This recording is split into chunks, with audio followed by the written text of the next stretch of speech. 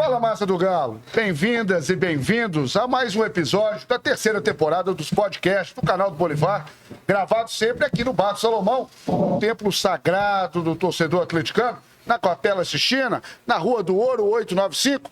Essa terceira temporada contando com a parceria do ótimo jornalista Vitor Martins. E vocês já estão acostumados, sempre recebendo um craque, um amigo, uma personalidade ligada ao Atlético, ou à música, ou não, até o rival, por que não? Né? Mas sempre aqui no Bar do Salomão. Hoje, com muita satisfação, recebendo um grande amigo, de uma longa data, das mais variadas trincheiras, né? Referência no audiovisual mineiro e brasileiro.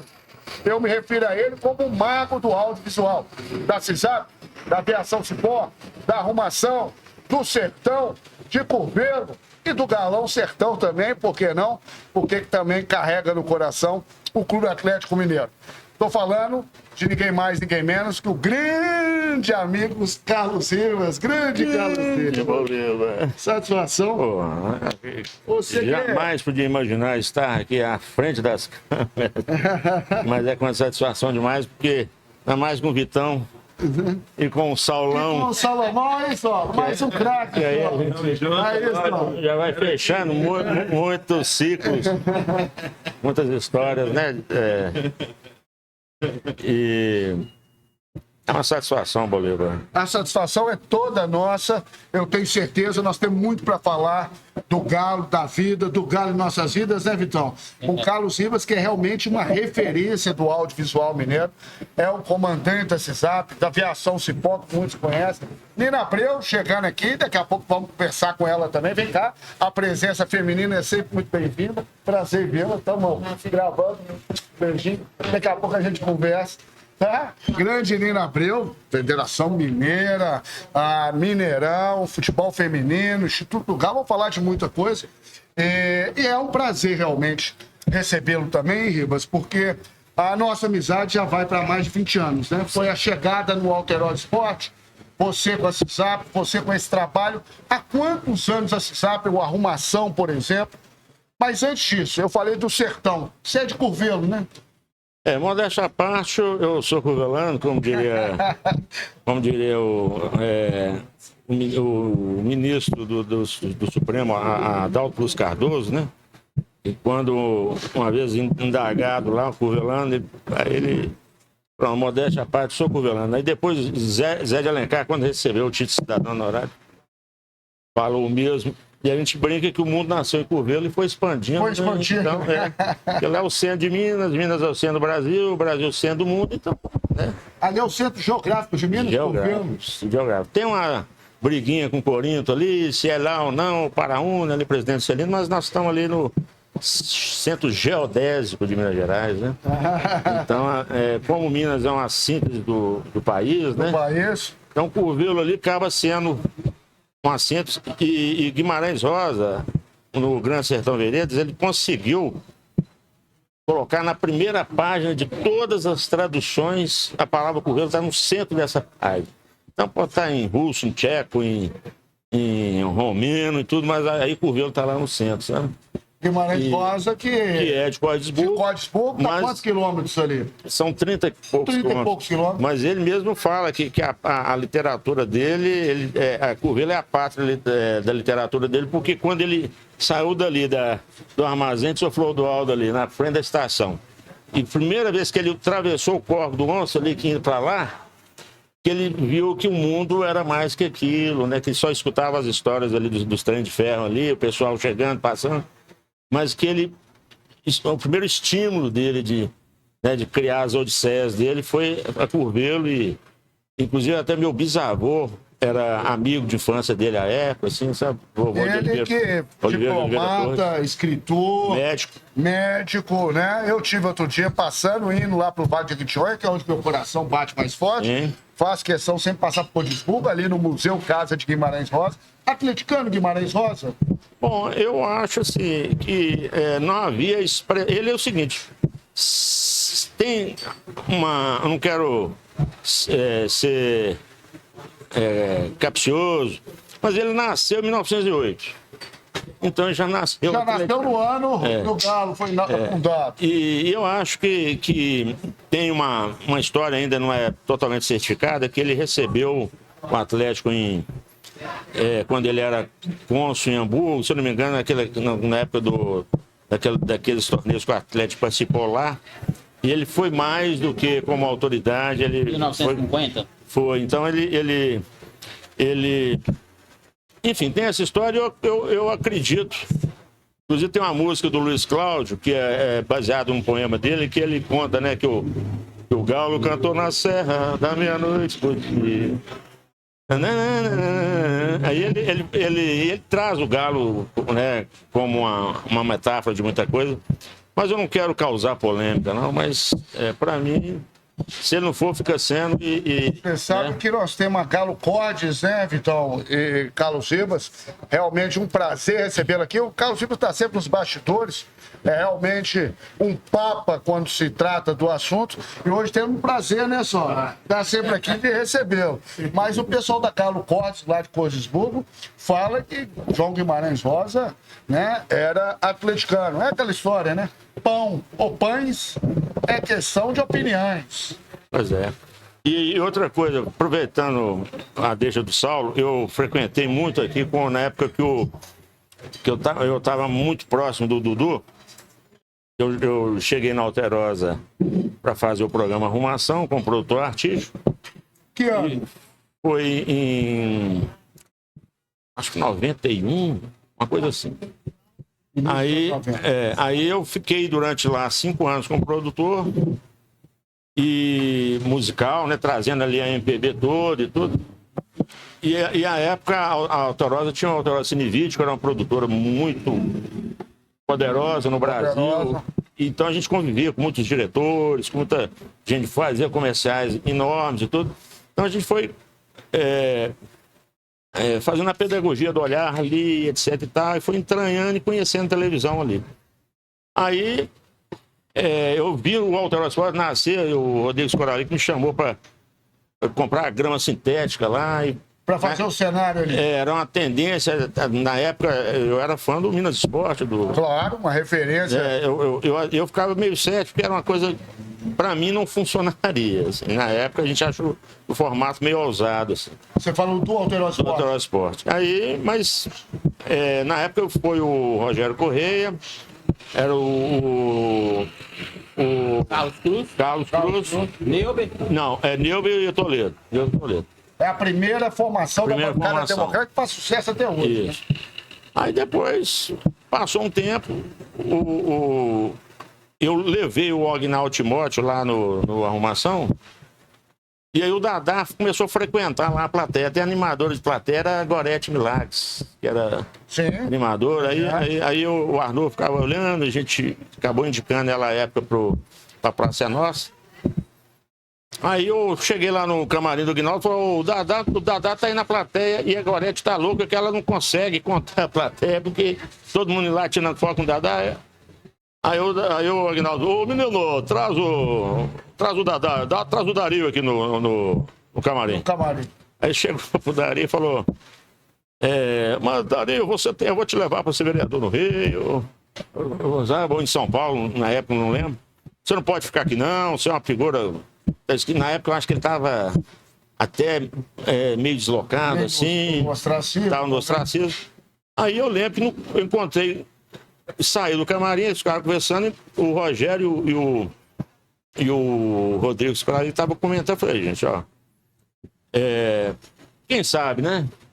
Aí Dario veio, fez a experiência e foi aquele estrondo, né? A ponto da Globo ficar absolutamente mexida, porque não aguentava perder mais e chamou. Como que a gente não pode vencê-lo, traga ele para o nosso lado, né?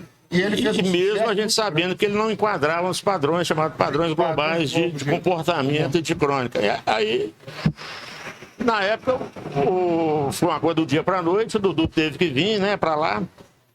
Eu vi o Dudu à distância, não conhecia, lá no Canal 23 apenas, né? E fiquei assim, será que o Dudu realmente... tinha aquela brincadeira do playoff lá no Canal 23, que era ele, o Somute, o o Brasil, né? No Brasil. No Brasil. No Brasil. Então eu achava assim, era uma outra luz, uma outra coisa. Eu achava que o Alterosa Esporte, eu já conhecia o canhão que era TV aberta, TV alterosa, falava para 22 milhões de mineiros. De mineiros. Aí a irmã do Rodrigo falou, não, pode trazer, bonitinho, pode trazer, vai dar conta. E não só deu conta, como é até hoje a maior referência para o torcedor atleticano ali da bancada democrática, né? O carisma de Luiz Eduardo Schechter, Dudu Galo Doido. Tanto é que é uma amizade que nasceu aqui, no Bar do Salomão.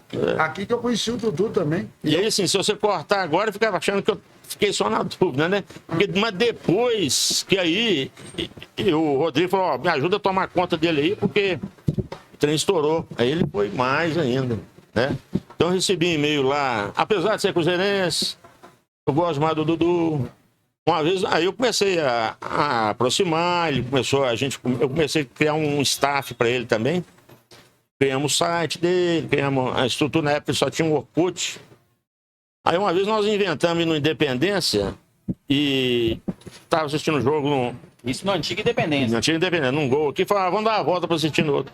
Não conseguiu chegar. É o famoso pau de enchente. Pau de enchente. Então, agarra aqui, agarra ali, ele é muito então fazia aquele bolinho ao redor dele ali, né? E aí, e criamos também o jingle dele aqui do Salomão, né? Que ele, para se informar da crônica viva que tem nesse balcão aqui, a gente brincava que não é mole, não.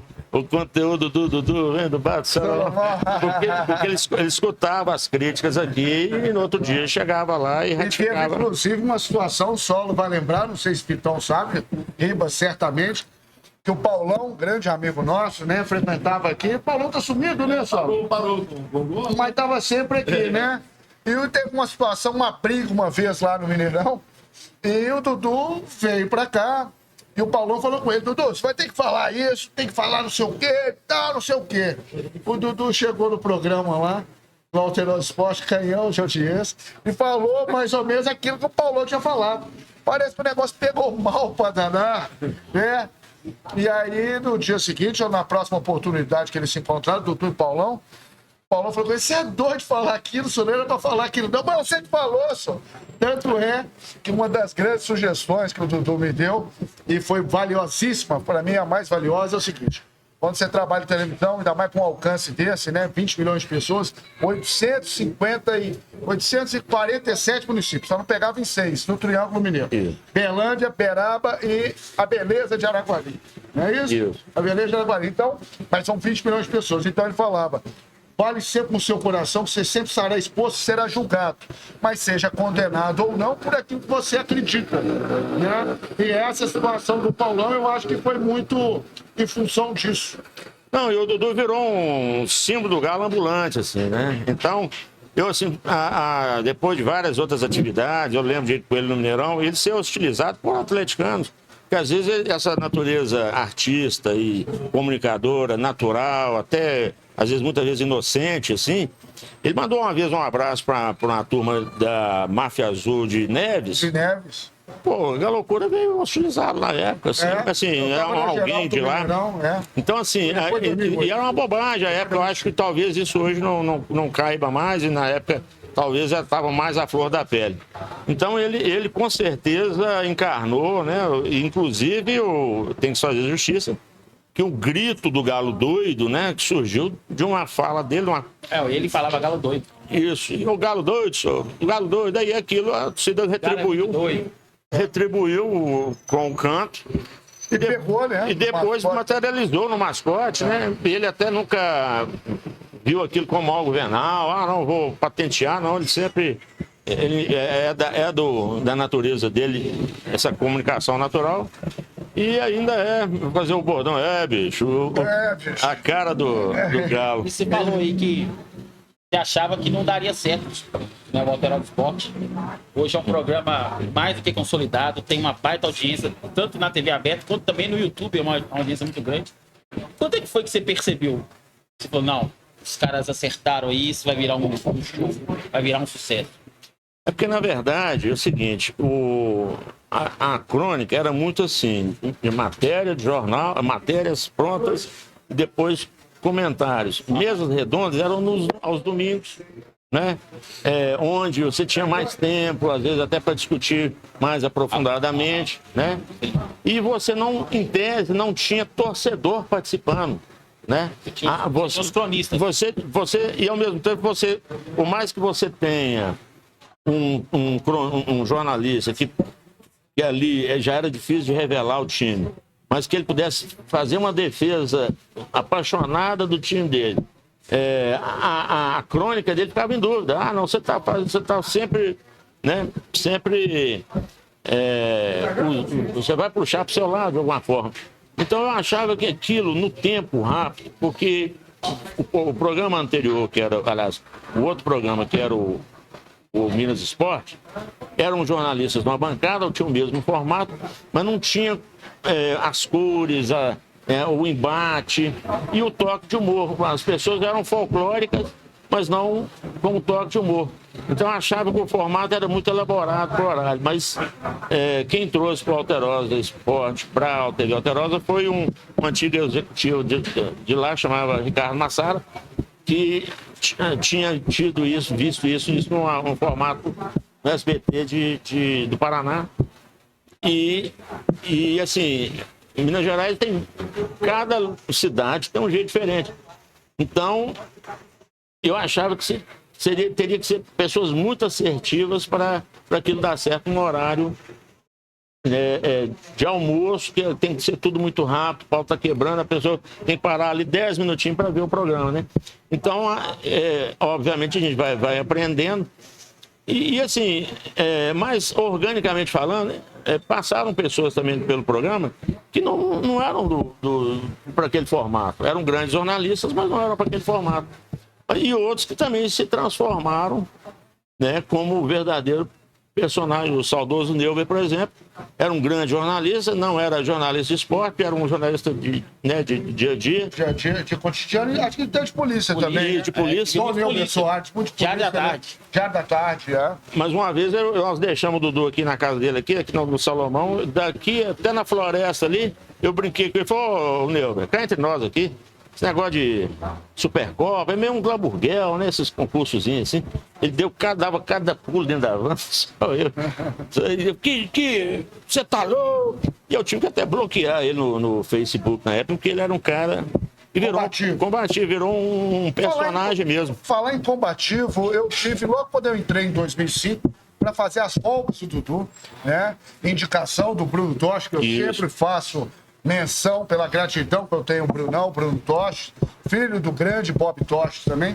E eu fazia, eventualmente, as folgas do Dudu. Aos sábados, tinha Alterosa Esporte nos sábados, e, eventualmente, o Dudu fazia o grafite também na TV e tal. Então, eu passei a frequentar ali a partir de maio de 2005. Não com tanta frequência, mas esporadicamente fazia.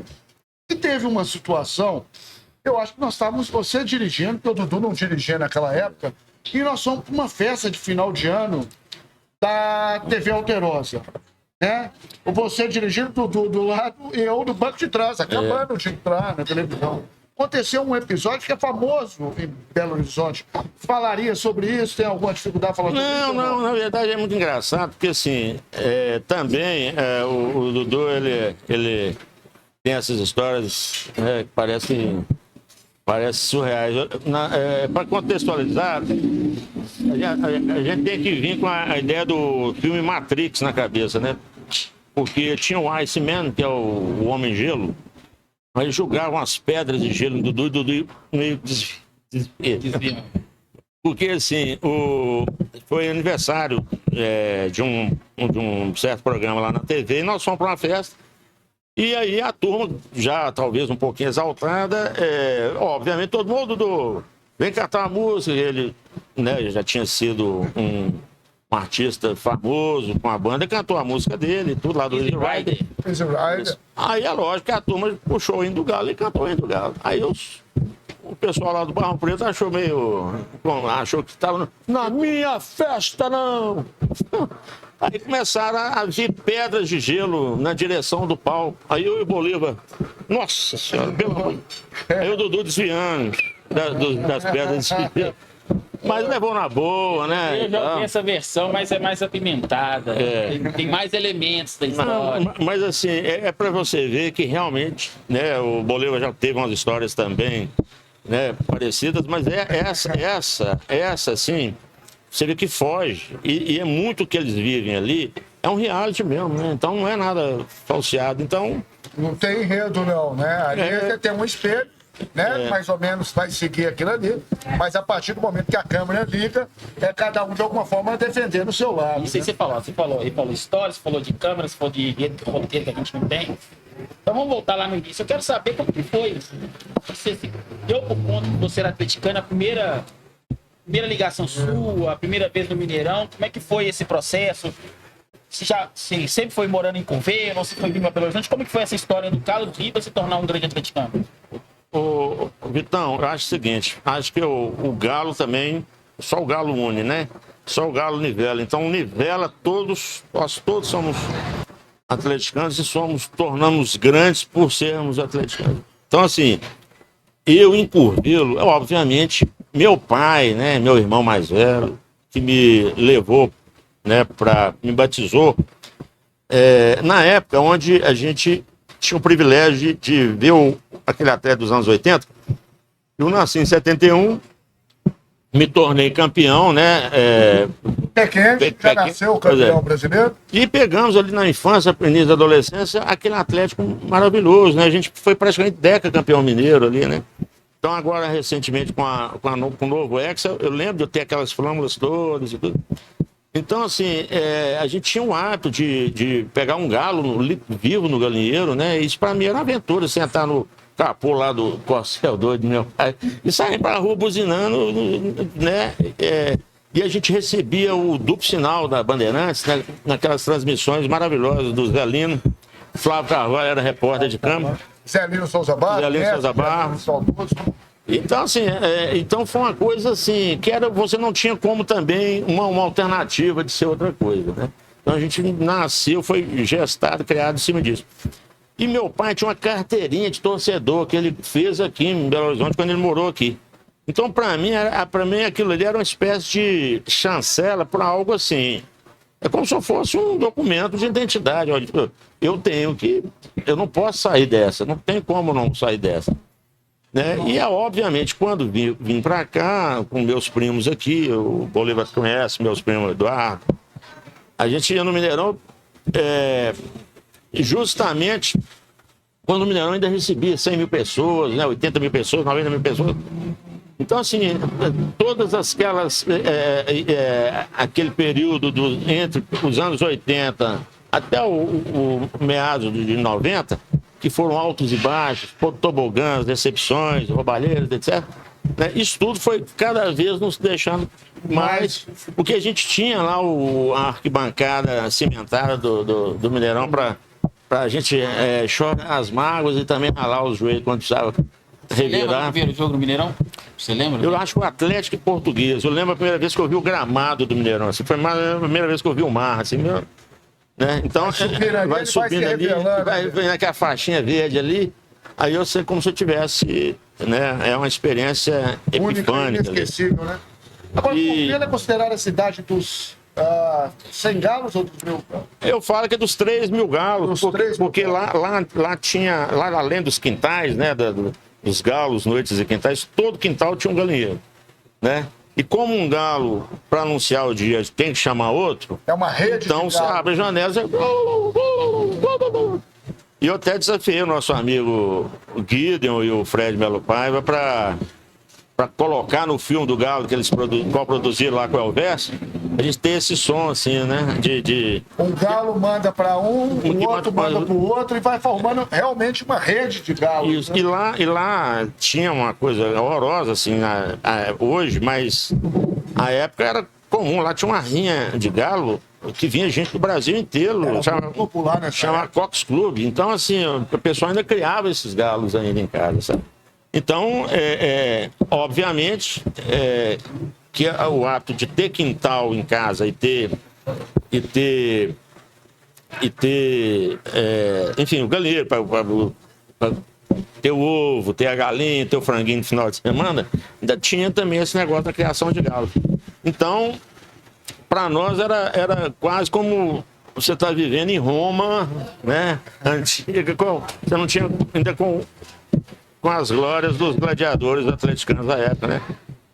E depois eu tive o prazer, né, de ficar amigo do rei, levar o rei lá na minha casa. Sim.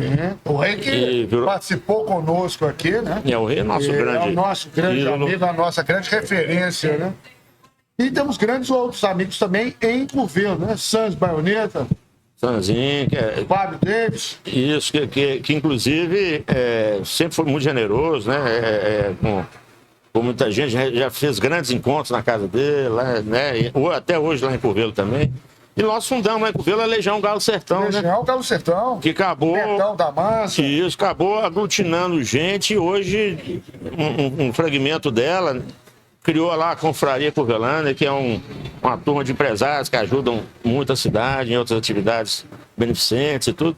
Né? Em Curvelo, inclusive, tem um clube atlético Curvelândia que o símbolo é igual. Eu ia lembrar disso. Justamente ali no caminho, na estrada do lado direito, exatamente tal e qual o escudo do Atlético. CAC, Clube Atlético Curvelândia. É o CAC. É o CAC. E me fala uma coisa, como é que foi essa vinda de Curvelo para cá? Que ano que se deu isso, viu? Pois é, é o seguinte, eu vinha para cá e fiquei 6 meses aqui estudando para fazer o vestibular. Só que eu peguei exército de guerra lá em Curvelo, tive que voltar para Curvelo. Aí eu passei aqui em 3 faculdades, na Federal, na FUMEC e na PUC. Só consegui trancar na FUMEC. Aí eu perdi a minha bolsa na Federal, voltei, fiz o exército e voltei para cá. E comecei a fazer o curso de psicologia lá na FUMEC. Aí, uns anos depois, eu acabei indo para a PUC, eu queria expandir mais o curso. E nesse período, eu comecei eu tinha um sonho de levar o Sal Laranjeira lá no Jô Soares, no SPT, no Jô Soares 11h30. E aí eu vendi uma bezerrinha que meu avô me deu. Meu pai me arrumou uma passagem da Gontijo, que ele era contador de um cara que fazia as garagens da Gontijo. Ele arrumou uma passagem, aí eu conheci o Saulo aqui. Eu chegava da faculdade e falava assim, não, será que eu perdi a entrevista? Aí um dia eu perguntei ao irmão dele, falou, não foi não, tá. Eu tinha conhecido um namorado de uma prima minha que estava lá, e fomos para lá. Aí ele consegui, levei o material lá, na Vila Guilherme, e fiquei cutucando, a entrevista saiu, o Saulo outro dia foi para o SBT, e no outro dia eu já estava trabalhando com ele, trabalhei com ele durante 10 anos, e aí quando surgiu a televisão, né, o Arrumação na televisão, aí eu fui para a televisão e de lá eu já estou aí há quase 30 anos. Era ali, vocês gravavam ali o Arrumação na Xista Tobreando do lado direito ali, como é que chamava o bar ali? Não, ali o bar dele, mas o programa foi gravado durante 5 anos no Teatro Alterosa, né? No Teatro Alterosa. Onde o Saulo reinaugurou, depois da reforma, com uma peça do Lima Duarte, e o Papete chamava Sertão, Sertão. Sertão, Sertão. E aí, depois de inaugurado, a gente gravou lá durante 5 anos e foram, assim, mais de 8 mil números. Eu consegui trazer a MPB inteira ali. Isso que eu ia te perguntar, cita alguns nomes que passaram ali pelo Arrumação. Por exemplo, só da MPB, galera do samba, foi assim, Paulinho da Viola. Na verdade, eu trouxe a Beth Carvalho primeiro, fiquei amigo da Beth. E a Beth, o empresário dela, me abriu a agenda, sabe? Aí eu trouxe Paulinho, Leci, Dona Ivone. Dona Ivone Lara. Aí, assim, o programa não tinha uma restrição de música pop, aí a gente, como o Saulo tinha um Pelé, aí assim, J Quest, Pato Fu, Virna Liso, Paulo Ricardo, Nenhum de Nós, enfim, fora assim, todas as atrações musicais regionais, coral, porque ali foi um lugar quase que único, né? E fora os lançamentos, né? Eu tive o prazer de lançar o Vanderly, por exemplo, né? Saudoso Vanderly. O Vanderly, que ficou meu amigo também, me levava uma fitinha cassete, depois me levou um disco em demo. Eu não tinha tempo de escutar, e teve um dia que ele chegou pra mim, pô, como é que é? Aí ele deixou um CD, só que ele foi embora, eu comecei a escutar. Aí na terceira música, eu falei, não, tem um negócio aí. Aí liguei pra ele, falei, vamos gravar semana que vem. Aí ele desceu fazendo o balanço do balaio, né? Desceu no balanço do balaio. Desceu, falou, pô, vim na... Tava demorando tanto de gravar aqui que eu vim de balaio e fiz o... Depois ficamos amigos, ele ia lá em casa para ajudar a escolher repertório. A gente grande atleticano. Fomos muitas vezes no campo junto ali na Independência. Né? Ele que nasceu ali no bairro Olhos d'Água. Isso, íamos lá. Tive a oportunidade de entrevistá-lo na época da TV Galo, ainda na época. E saudoso Vanderlei, né? Estourado no Brasil inteiro. Mineiro, atleticano e músicas maravilhosas, né? Românticos, esperando aviões. Romântico, inclusive, ele não queria gravar. Aí eu falei, pá, achei a música meio assim. Falei, que isso? Paul McCartney, Sting, todo mundo canta música romântica, esses caras, né? E não é um estilo, não. Isso é um segmento que, né? Você tá homenageando esses caras. Aí ele gravou um arranjo do Wildo Rora, né? Mas assim, o Vanderlei, inclusive, eu fiz uma matéria com ele naquele Galo e Corinthians, que com o Rei, que aquele que o Mineirão balançou, a primeira partida das finais aqui de 99, né, Vitão? Na final foi 99, a semifinal foi 94. Não, foi a final em 99. 3x2 pro Galo. Isso. 3 gols do Guilherme. Isso. Então, 94 também ficou 3x2, mas era semifinal, né, Vitão? Nós fizemos um bastidor ali com o Rei, e até o Filipão, filho do Rei. Eu vou lá, e o Rei falou assim, olha lá a torcida, como é que você vai para São Paulo, né? Enfrentar essa turma aí. E ali eu fiz uma matéria com ele bacana, falando da música que ele tinha acabado de lançar, que era o Galo Cruzeiro, né? Que é... Maravilhosa. Eu sou Galo e ela é Cruzeiro. Isso. Ele médio volante cai pra centroavante, minha falou, eu sou zagueiro. Isso. No último domingo ela foi jogar pinga, eu fiquei de copeiro. Exatamente. Ela fala, eu me calo, ela canta de galo lá no meu terreiro. Ela é quem bota fogo no nosso palheiro. Ela finge que não, mas no seu coração ainda sou artilheiro. Só disse isso porque, meu irmão, eu sou Galo. E ela é Cruzeiro. É um clássico, né? O Atlético e Cruzeiro. Saudoso Vanderlei. Você conhecia também, Vitão? Muito conhecido, né? Da cena. Eu não sabia que você tinha lançado ele. Não sabia. Na verdade não foi assim, eu lancei. Mas você deu a projeção que ele estava precisando ali, né? No momento que você deu o espaço que ele precisava. E eu acho assim que a gente que tem essas responsabilidades, eu deixei mais de 3 mil materiais sem escutar. Né? E eu tinha... Mais de 3 mil? Recebia muito? Recebia fita cassete. Do Brasil inteiro. Muito mais de Minas, assim, né? Porque o programa ia em Minas inteiros. Agora, pensa bem, você tem uma responsabilidade dessa. E uma vez eu fui na Savassi aqui, com um primo meu no barzinho, e ele estava tocando. E um aquário, assim, ele chegou, ele olhou dentro do meu olho, assim. Sabe? Eu falei, nossa senhora. E ele ali, né, batalhando. Eu falei assim, como ele, tinha outros que estavam passando pelo mesmo processo. O irmão do Sal, que era diretor do programa, chegou para mim e falou, não, dá uma olhadinha no Vanderlei lá e tal. Assim, porque ele já estava consolidado na cena, tocava com os músicos daqui, mas eu tinha, além das atrações nacionais grandes, eu tinha as medianas e tinha esses lançamentos. Então o funil aqui embaixo era bem maior. Aí quando eu consegui, para mim era mais fácil escutar o CD, aí na primeira música, era uma música assim, um reggae, e eu achei que era meio normalzinho, assim, né? Aí na segunda tinha uma que era uma balada, assim, aonde vai uma canção depois do acorde final. Aí eu vi um negócio totalmente elaborado, falei, não. Aí quando chegou lá no Contra o Tempo, que é corro contra o tempo pra te ver, tá? Aí eu falei, não, aí eu até pedi desculpa pra ele, falei, não. Aí eu falei, ó, você vem fazer, ele falou, vamos fazer subir na ladeira, vou lá fazer a ladeira, mas vai fazer o Contra o Tempo. Não, Subir na Ladeira. É uma música que até a Elza Soares gravou. Dele, né? Musicalmente, a Elza Soares. Isso, mas é a música do primeiro disco dele. Voz, né? Aí ele, gravou aquilo, e depois gravou. E essa música ficou quase um ano em primeiro lugar na Inconfidência aqui, né? E aí, inclusive no dia que ele partiu, quem nos deu a notícia foi o Everton.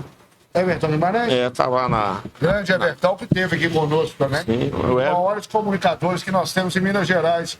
Agora, o Vanderlei, dentro dessa cena, claro que depois, né, estourou nacionalmente. E nunca escondeu essa paixão dele pelo Atlético. Isso lá atrás, Ribas, de alguma forma, não era tão explícito assim, né? Eu falo assim, mesmo no meio jornalístico também, ele era músico, né? O Skank, nós sempre soubemos como cada um torcia. Mas o Vanderlei tinha realmente esse amor pelo Atlético. Tá passando uma moto aqui, tá fazendo um barulho danado. Hoje é sábado, né? Hoje é sexta-feira. Nós estamos aqui na Rua do Salomão, quase sábado. Estamos tendo o prazer de receber o mago do audiovisual, Carlos Ribas, e o bar está funcionando. Sexta-feira, é Rua do Ouro, 895, com o Capivari, com a rua aqui, me fugiu o nome aqui, como é que chama? Amapá, obrigado, Sérgio. Amapá, então um cruzamento muito movimentado aqui na Serra, e a gente gravando aqui, tendo o prazer de receber Carlos Ribas. Mas eu ia falar tudo isso do Vanderlei e ia te perguntar também o seguinte. Você falou do Alterosa Esporte, falou do Arrumação. O Viação Cipó é um case de sucesso há muito tempo, né? Até hoje no ar, apresentado pelo Otávio de Toledo, pelo Toledinho. Mas você, salvo engano, é você, Leandro Neves Isso. E o próprio Toledo? Não, na verdade foi o seguinte, ali quando a Arrumação acabou, porque era um período de 5 anos de patrocínio, eu fiquei muito amigo do Leandro, que é amigo nosso, grande cruzeirense. Grande cruzeirense, grande amigo nosso. Aí ele tinha um programa lá na TV Alterosa que chamava Guia por um Dia. Eram espectadores que mandavam cartas para lá falando sobre vem aqui conhecer minha terra aqui e tal. Aqui minha terra tem isso, tem aquilo outro. Então eles pegavam um carro, iam lá, e esse espectador virava um guia, chamava guia por um dia. Aí ele já tinha desenvolvido uma grife de imagens, exatamente porque ele trabalhava lá na Alterosa Cinevich também, então aqui estava muito bonito. Aí ele falou, vamos fazer um programa, eu tenho um piloto aí sobre pet, tava. Aí, eu já na época cuidando lá da carreira do Dudu lá, eu fui, tá bom, Leandro, vou escrever um negócio. Eu escrevi um projeto que chamava Interior. Só que o Dudu não tinha um cacuete de coisa assim, falar eventualmente de uma coisa rural e tal. Dudu ou Toledo? Dudu Galo Doido. Dudu Galo Doido. Aí, não tinha um perfil. Não tinha um perfil. Aí uma vez nós fomos um japonês aqui, o Leandro e o Dudu, fizemos o roteiro do grafite. Aí fizemos o grafite. Num guardanapo, assim, de um restaurante japonês. Fizemos um piloto, pouco tempo depois ele veio ao ar. Só que aí, no caso desse programa, que já tinha esse negócio no ar, eu comecei a assistir o programa e via Toledo falando aqueles negócios de Baipendi, Barbacena, lá quando eu era pequeno, lá em Barbacena. Aí eu falei, então tem que ser ele para apresentar. Aí chamei ele lá em casa, a gente fez uma reunião, falou, a gente precisa fazer um piloto. O formato é mais ou menos esse. Aí, no outro dia, ele arrumou 5 pautas e uma lada. Sabe? Aí, carrinho. Aí a televisão emprestou pra gente um cinegrafista, junto com o Leandro, como diretor de imagens. O Vandeci Orozimbo, grande atleticano. Grande Orozimbo. Aí, vamos gravar esse piloto. A história da égua que foi pintada de carvão, e veio a chuva e saiu. Fizemos um feijão tropeiro. Aí Toledo já começou a mostrar as características dele e aí, já pururucou hoje? Deixa eu ver se você tá mentindo. Aí ele foi dando a contribuição dele, evidentemente, né? E ao mesmo tempo os times também, a gente foi ajeitando, a gente saía para gravar com 10 fitas de 30 minutos e voltava com elas cheias, né? Então, ao longo do tempo, né? A gente foi diminuindo e tudo. E eu chamei o Toninho Horta, porque eu tinha acabado de produzir um disco com uns músicos lá de Curvelo. Aí eu chamei os grandes músicos que eu já conhecia para a Arrumação para gravar, fazer os arranjos e tocar. Aí eu chamei o Tony Horta para gravar uma música que era uma homenagem ao Manuel Audaz, que era o carro que saía por Minas, que era a Aviação Cipó. Aí eu, como eu tive a oportunidade de dirigir o Toninho no estúdio ali, ele cantou também. Aí aquilo já virou a trilha do programa e o Toninho foi a atração musical do programa. Aí tanto o Toninho até regravou quando a gente lançou o programa, porque não íamos lançar a Lada, né? Aí já era a Fiat patrocinando com um palio de vento, sabe? Aí nós ficamos 6 meses correndo atrás, fechamos 3 patrocínios à época. E era Goodyear, a gente começou com a Fiat, com Goodyear, com muitas marcas nacionais, internacionais. E assim, um case de TV aberta, 23 anos no ar, não é brincadeira, não. Ininterrupto. Ininterrupto, eu ia perguntar justamente isso. Com o mesmo tamanho de produção. Viação Cipó, então, é de 2002. 2003. Setembro de 2003, já lá, junho de 2003. Vai ao ar todo sábado e domingo. Vai domingo é inédito, né? E reprise no sábado. Então no sábado é a reprise do domingo passado. Há 23 anos. Há 23 anos. Mostrando toda Minas Gerais, né?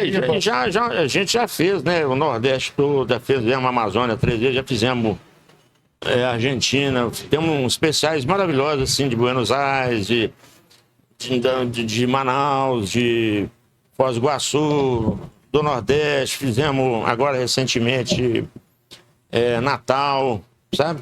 E porque, assim, é uma revista de variedade também consolidado como uma indicação de turismo, né? Muitas vezes a gente é procurado para isso e mostra alguns destinos além de Minas. Eu brinco que o projeto é para 40 anos, então é suficiente para a gente fazer os 835 municípios, né? Exato. E ainda dá uns... 853 e dá umas pedaladas, né? E você não para também de ver o que está na indústria, o que é de mais moderno, mais novo. Inclusive, eu e a Tatá somos muito gratos, porque quando nós mudamos para Toulouse, no sudoeste francês, ali era outubro ou novembro de 2015, outubro, né? Você indo participar, como sempre atento no que acontece na indústria, estava indo para Cannes, né? Sempre você está muito presente nesses festivais ligados ao cinema e ao audiovisual, não só no Brasil, mas no mundo todo. E você passou lá em casa, lá para levar um abraço. E a gente guarda isso com muito carinho, apesar daquele aquele trem que levava até Toulouse ter demorado para chegar. E depois que você partiu, foi para Marseille, antes de chegar em Cannes, houve uma chuva lá e também você ficou preso lá alguns dias. 3 dias em Marseille, quase perdi o evento, quase perdi a feira, né? Porque essa feira lá em Cannes, eu fui durante quase 10 anos consecutivos, é a maior feira de televisão do mundo, chama MIPCOM, sabe? Então, assim, você tem todas as tendências, todos os produtos, cinema, série, formatos, palestras de mercado, de tendências, um pouquinho de equipamento, mas assim, do mercado do audiovisual, as pessoas, né, se dão ao prazer de ir para a Riviera Francesa, lá no Palais dos Festivais, que é um lugar, também uma catedral do audiovisual, né, pelo que representa como, né, um lugar de levar ali as grandes ideias no Festival de Cinema de Cannes. E aí, ali a gente conseguiu, né, através da Associação Brasileira dos Produtores Independentes, ter um stand nosso lá, e eu fui durante esses anos, e eu levava sempre uma cachaçinha, sabe? Para fazer a network. Aí eu levava uma garrafa, no outro ano levava 2 garrafas, outro dia eu dava 3 garrafas, botava a bandeirinha de Minas assim. O pessoal já procurava. E preferiam essa cachaçinha do que a caipirinha horrorosa que eles faziam lá. Com açúcar de beterraba, sem gelo, uma cachaça horrorosa. Aí, com isso, eu fiz boas parcerias, fiz contrato com a Índia, de reality shows sobre futebol. Fizemos um belíssimo case chamado Expresso Caipirinha com a África do Sul. Né? Também foi um case muito importante. Quando eu consegui levar 40 litros de cachaça para um coquetel.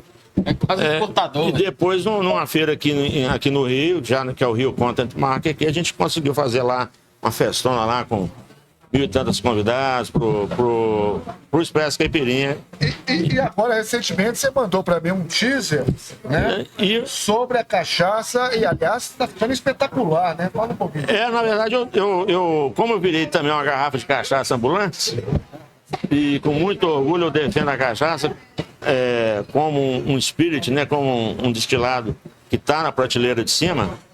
E a gente meio como vira-lata acha que não, era uma bebida mais barata e tal, não era uma bebida a ser consumida. E hoje eu estou, através do documentário, que foi um convite para um canal internacional, provando que a cachaça é melhor, inclusive, por isso. Assim, tem uma cientista que faz as análises, ela fala que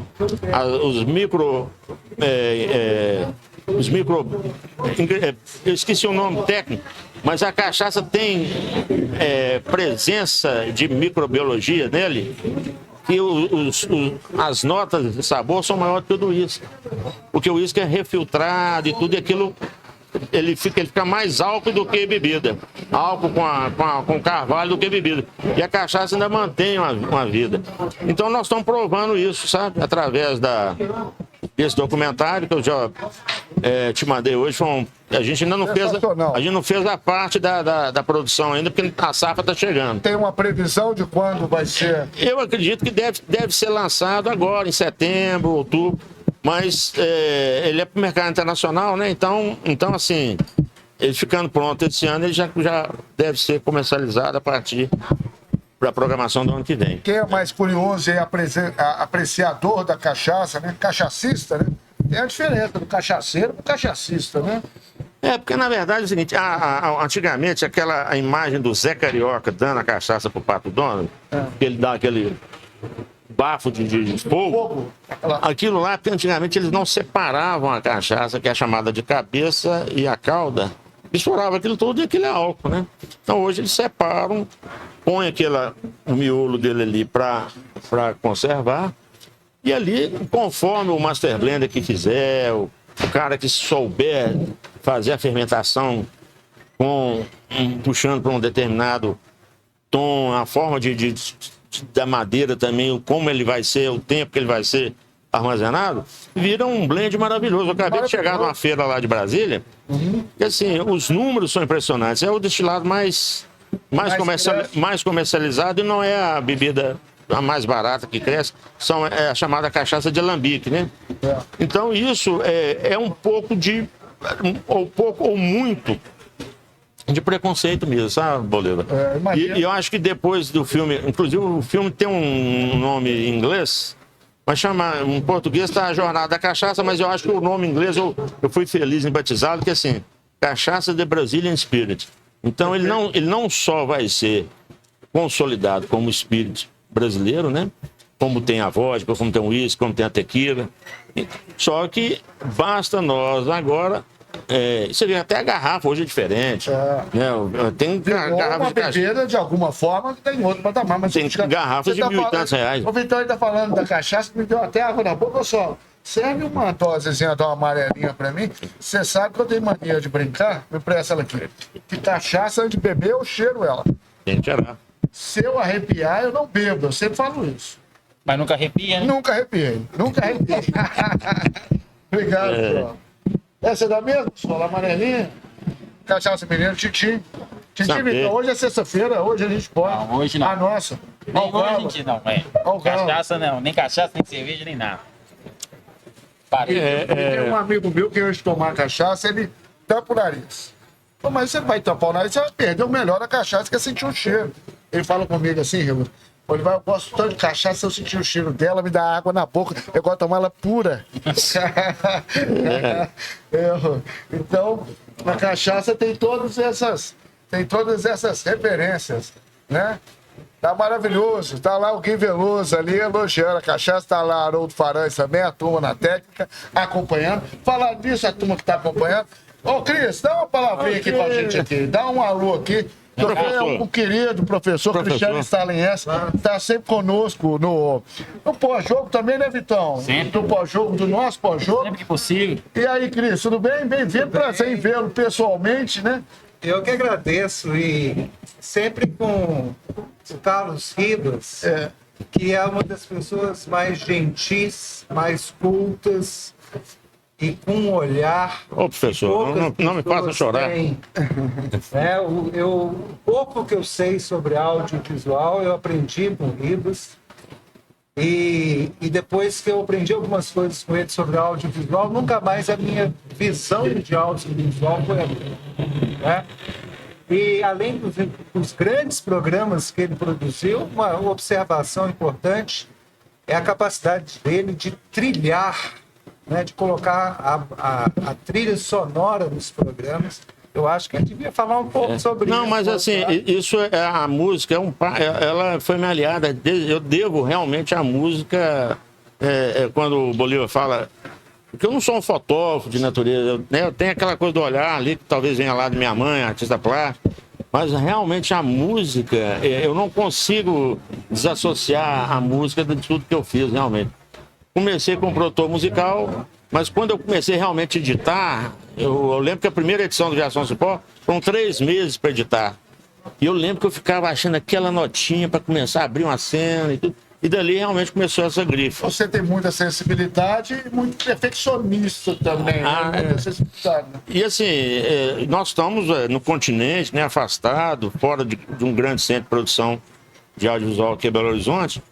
Mas como eu disse, na época, lá na Alterocine Vida, a gente tinha essas pessoas que vinham para cá. Então isso a gente acabou. E não teve vergonha de sair daqui e meter as caras lá fora também, né? Para fazer. E não é à toa, por exemplo, que o Bolívar também, né, que hoje já é um expoente na comunicação, a gente viu nascer também, como o canal do Bolivar também, né? Verdade. E o Cris, que nós fizemos lá a Teia, que é ele como entrevistador, né, um grande professor que é, um grande intelectual que é, fizemos lá na Uniarnaldo, onde ele tive o prazer, sob o convite dele de começar um projeto chamado Natê, que foi maravilhoso, uma série de podcasts e de assuntos variados, que com certeza o Cris tem que retomar, né, Cris? Quem sabe? E fora o imenso atleticano que é, defensor do Galo, em todos os... É o grande querido professor Cristiano Staliense, que sempre que pode está prestigiando, né, Vitão? O nosso pós-jogo no canal do Bolivar, sempre abrilhantando muito. Então vou aproveitar, inclusive, a presença do Cris para fazer uma pergunta de bate-pronto muito rápido. Se tivesse que definir o Atlético, nós estamos gravando aqui início de junho, eu não sei quando esse programa vai ao ar, né? Uma palavra, qual é o seu sentimento hoje em dia? É preocupação? Muita preocupação. Muita preocupação. Acho que todos nós, atleticanos, temos que nos manter atentos ao Atlético, né? Não significa necessariamente um pessimismo, mas uma preocupação sem dúvida. Nós estamos aí às vésperas da janela, com muita turbulência. A janela, inclusive, já abriu e eles já começam a manifestar que vão ficar... Exatamente. Com um movimento muito, muito discreto, até em função da questão financeira do Atlético. Quando eu falo a preocupação é justamente por causa disso, né, Cris? Você que é um especialista no tema, né? Exatamente. As contas são muito preocupantes. Você tem um balanço, você tem algumas outras metodologias contábeis que nos dão dados preocupantes. E é claro que como atleticanos, a finança sempre vai interferir no time, vai interferir no ambiente, e essa preocupação ela existe.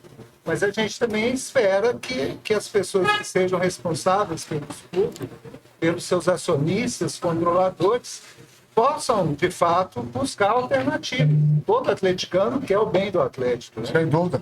Mas é um momento preocupante, a meu ver, e vamos aguardar os próximos capítulos. Eu queria aproveitar e perguntar para o Carlos Ribas como é que ele tem visto a SAF, e principalmente a mudança do processo de ser uma associação para uma sociedade que explora a marca Atlético, que tem a camisa, etc. e tal.